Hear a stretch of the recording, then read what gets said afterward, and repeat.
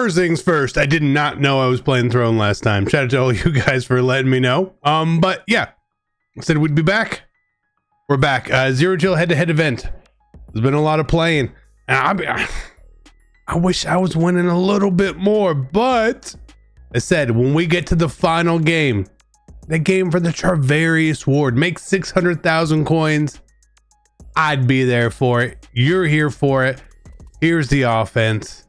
Here's the defense. Right? Lots going on there. Is it a good team? I mean, I don't know, but it's the team, special teams, specialist, strategy, visuals, all that. Let's take a look. The game. Now, this is not live comm because frankly, I'm locked in, okay? I'm locked in. And I actually recognize the name that we played here. It was Chief Clamped, who we played. I have not played him this year. I've seen it, played him before. I was like, okay, all right, I know he's a solid-ish player, so I was like, okay, this could be tough because in this mode, with the way it is, it's tough, and getting the ball first, worth an easy 3 points, in my opinion, in this mode. Easily, and that's okay. So my game plan for when I get into these games is very simple. Control the game, don't make any mistakes.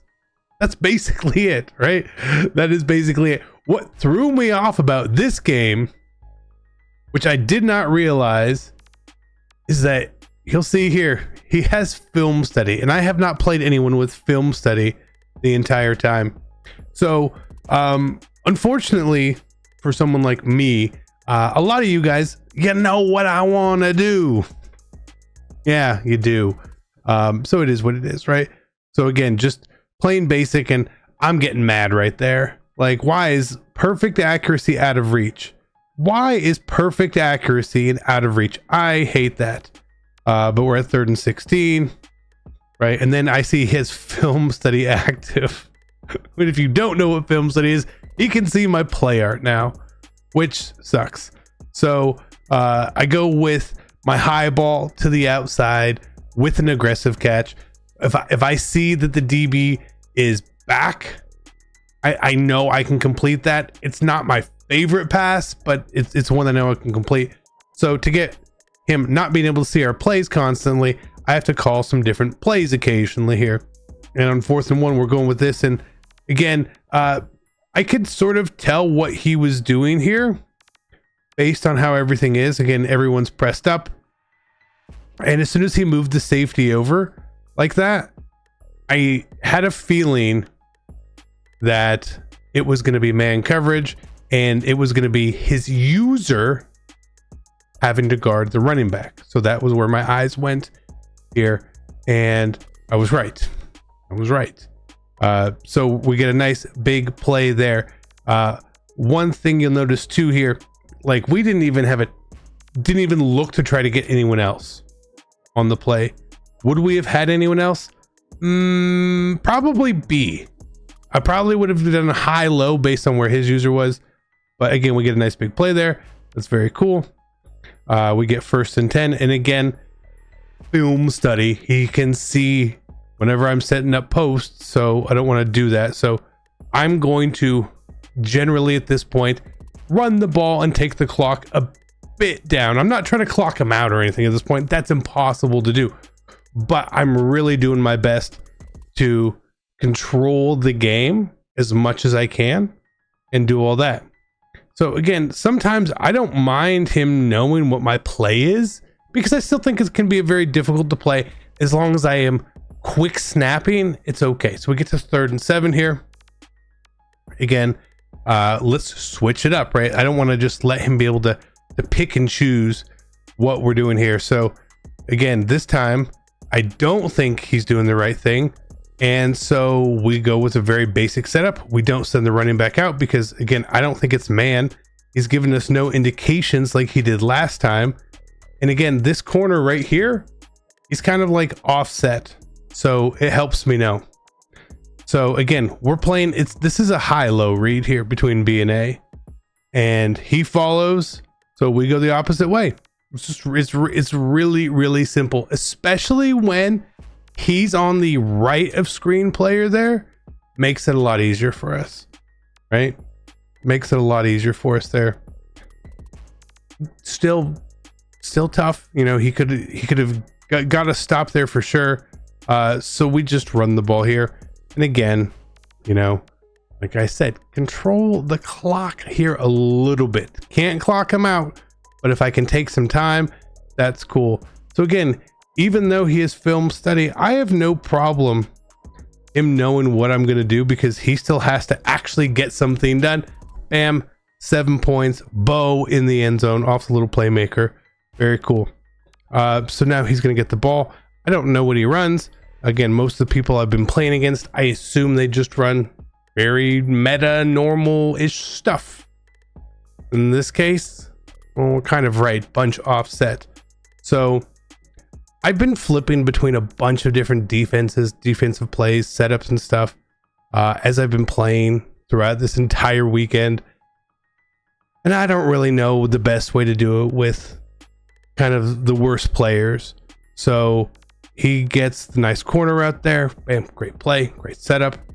I probably should have recognized that based on the motion. A lot of times when someone motions out of bunch like that, they're trying to set up a streak to get the streak flat corner out combo.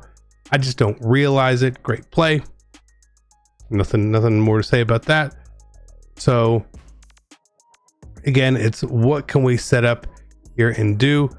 And he sort of goes off of a switch, goes to a double post. It looks like maybe a verticals. Again, very popular play. A lot of people like to run that. We go to second down.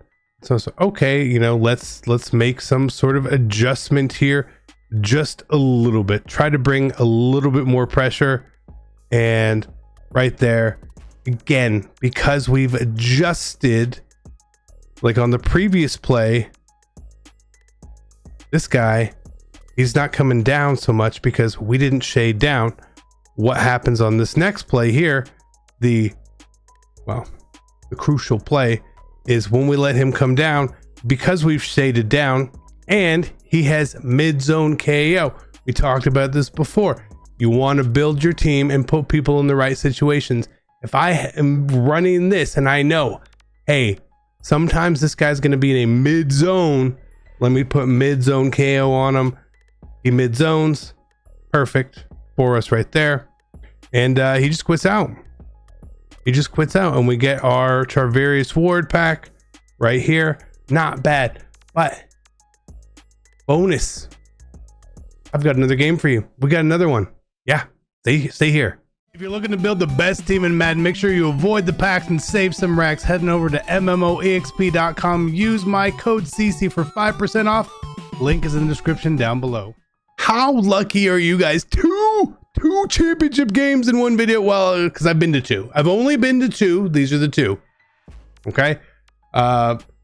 Again, this was not someone I knew who it was. Did not know who this was. So I was like, oh, okay. Well, that's at least a positive. You know, maybe you don't know the player, but maybe you recognize the gamer tag, or you recognize some part of it. Here, did not know. And again, especially like with his defense here, I don't know what he's in. 4-3 solid or something. Just odd here. We actually had Tyreek for a touchdown. Missed that. That's okay. Because he was double Maybelline or something looked like there. So he was adjusting, and this time doesn't adjust. We probably could have got Tyreek there. But again, the one thing I'm focusing on the most here is not making these just quick bad plays, because one play could kind of take you out of it. So, you know, I'm going after what I've seen, and this is an absolute laser. An absolute laser. Now, maybe this is a pain point for me and for you, but when I block 6 people, right? This means we should have 2 double teams and 2 one-on-ones, right? But even notice, like, yes, it's the single guy that's coming free here. It's also someone who broke a double team.